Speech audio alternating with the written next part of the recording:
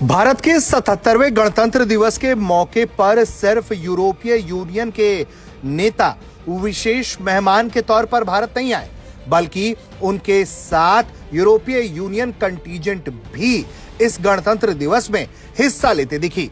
आपको हम कर्तव्य पथ की तस्वीरें दिखा रहे हैं, जहां यूरोपीय यूनियन की कंटीजेंट इस कर्तव्य पथ पर मार्च करती हुई नजर आई।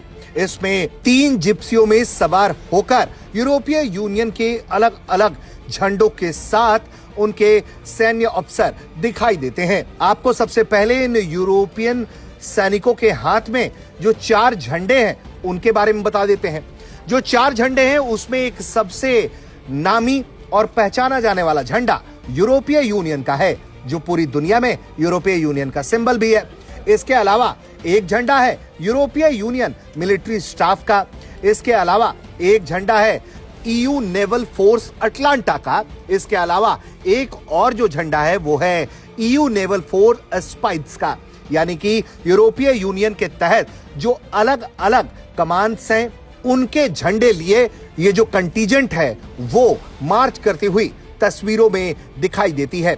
आप तस्वीरों में देख सकते हैं कि जिस तरह से भारतीय सैनिक कर्तव्य पथ पर मार्च करते हुए आगे बढ़ रहे थे, तो उस दौरान ईयू कंटीजेंट भी इस कर्तव्य पथ पर मार्च करती हुई नजर आई, जिसमें कुल 5 यूरोपीय यूनियन के जवान सैन्य अफसर इस परेड में हिस्सा लेते हुए दिखे।